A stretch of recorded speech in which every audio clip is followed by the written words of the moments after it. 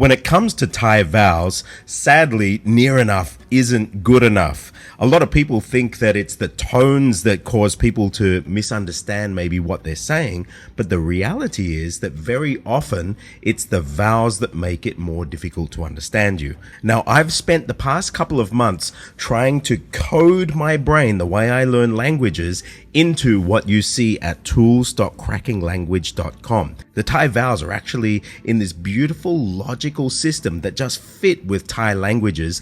And I trust after watching this clip today, there's going to be a profound difference in the way that native Thai speakers hear the way that you pronounce words. Well, it's not actually watching this clip. You got to actually do it as well. So what I would say first is go to tools.crackinglanguage.com. Now, of course, if you've read the book Cracking Thai Fundamentals, if you haven't, get a copy now, or if you've done the online program, you would know my consonant compass, and we know that the consonants in Thai are this beautiful map of the human mouth. So here we are, Go Kai. So if I zoom in now and I click here, go to Stu's Vowel Compass, so you can click there, you'll see my vowels compass. And right now, let me just go to the Brachic System because this is easiest.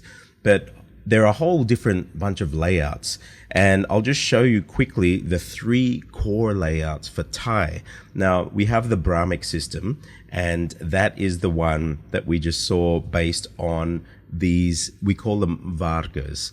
Okay, so they're basically the 5 points of the mouth that sounds come from. So we have the back of the throat. I've color-coded it just the same. We have the palate, we have the roof of the mouth, we've got the teeth, and we've got the lips. And so we can see that in the Brachic System here, and I've got IPA under there, we have I, o.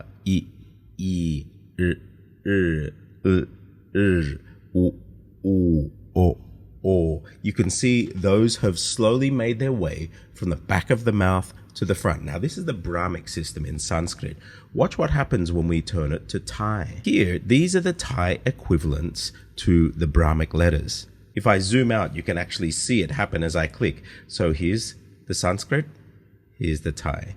There's the Sanskrit, there's the Thai. So there are one-to-one letters, again, based on this beautiful map of the human mouth. Now I'm going to open the details here a little more so you can see them as we do each letter. So this is the first level of learning vowels. If you're learning them, I highly recommend just learn in these short and long ones first. So here we go. We have a. Now, let's move to the palate. We have I, E. So short, long. Notice when I do I, my mouth is lateral. It's not like in English when I say I. It's I, E. Now you'll notice I have high, low here. This is the position of the tongue. So I'm just going to look at the high ones first. Next one, we have originally from Sanskrit, but what happens, I'll just show you in Thai. The Thai versions of these are sala u. So back of the throat, I, E. Top of the mouth, Now in Thai, we're going to skip the high dentals. We'll just move to the lips. U. Isn't that beautiful? So it's this symmetry. A, I, u. Tongue is high for all of these. And now if we drop the tongue low, watch this. Ow. So a becomes o. And we do the same. So o. E becomes e. Watch this. Yeah. So e is the low tongue version of e. So e. And then let's drop the tongue down. It's like the schwa sound. So and then we have this other set of low tongue sounds here that we don't have the high equivalents in Thai for is a. As opposed to e.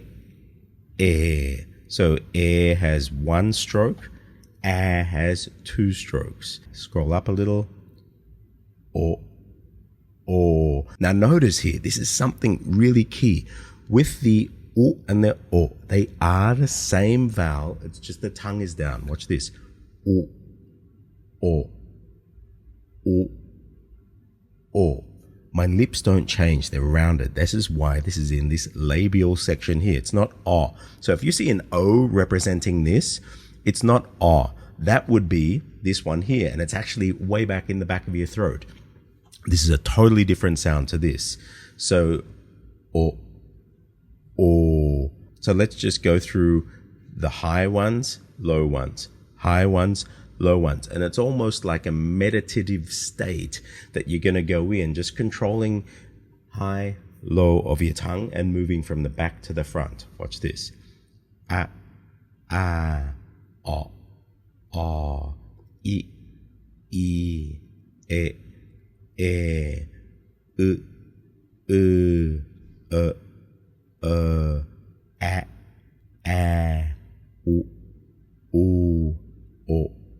Oh, how did that go? Pretty amazing.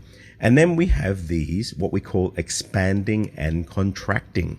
And this is what makes Thai. You'll have a look if I turn to the Brachic System. Originally, they don't have them in there in Sanskrit.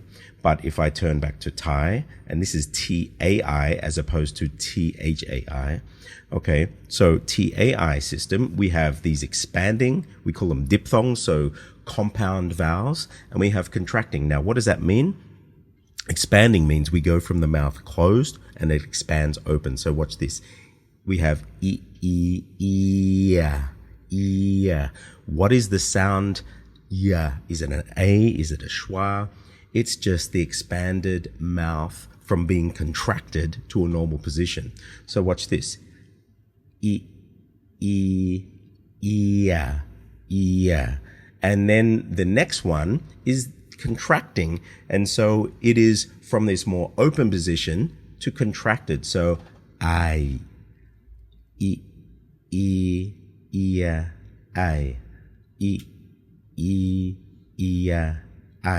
expanding, contracting, expanding, contracting, short, long, expanding, contracting, I. And then we moved to the next set. So we've got short, long, expanding, contracting. Hey, that's not Thai, is it? Well, in many dialects, this main one is still pronounced au. It just happens that Bangkok Thai, one in many hundreds of varieties of Thai, that this has become I. It's merged with this sound. But for the sake of the system, just understand that it's come from this position.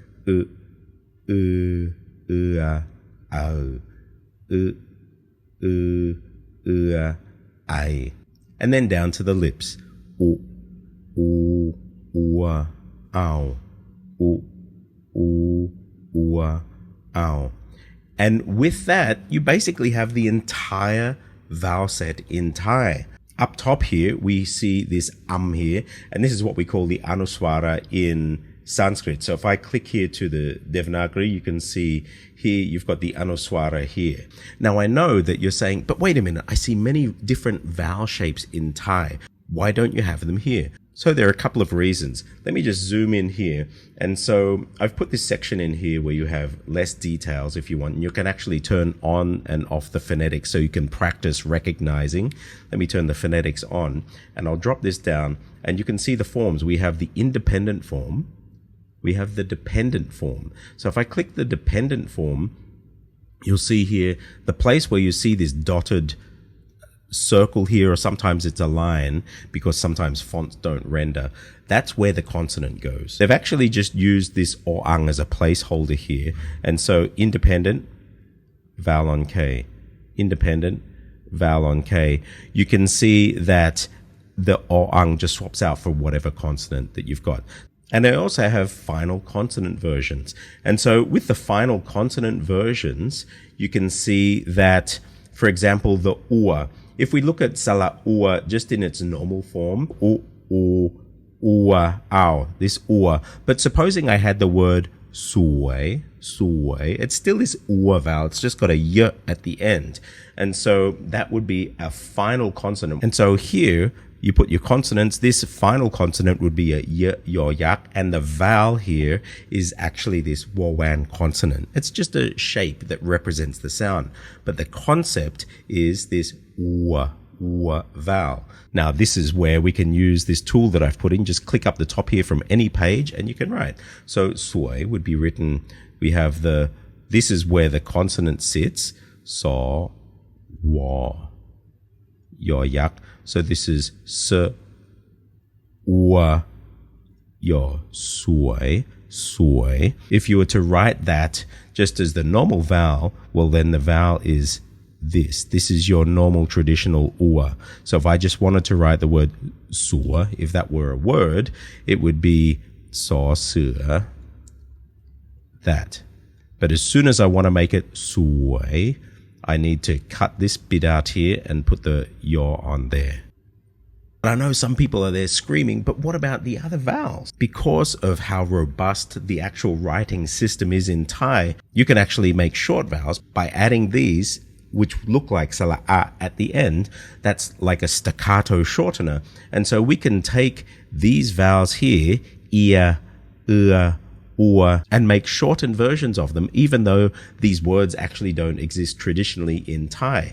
Now, this isn't just for Thai. I've made this for many, many different scripts. If I open this up here, you can see all the scripts that I'm getting ready to put in there. And the really cool thing is that this isn't just Thai. This is also for all these languages here that I'll be filling out over the coming weeks. Korean. So Korean, Hangul fits beautifully into this.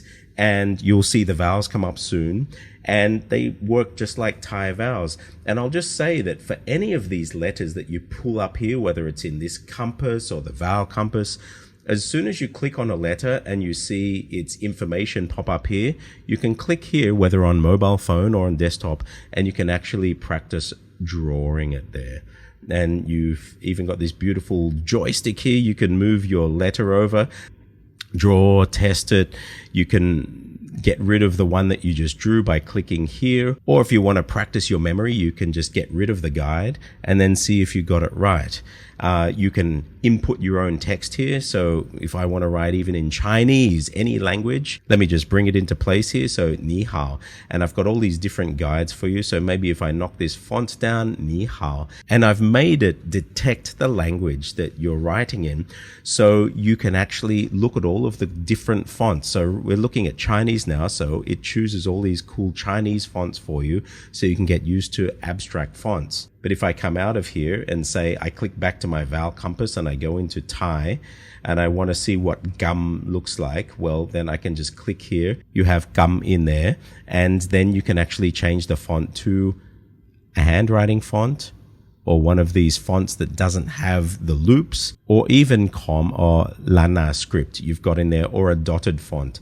So if I take that away, and you can actually practice tracing the dots around here. I don't know if you can see that on the screen, but the dots are definitely there, and they work as a guide, just like those kids' books when you're learning to write your letters. So this tool is the tool that I've always wanted that I would use in learning the language, and I've built it for you so you can learn language fast.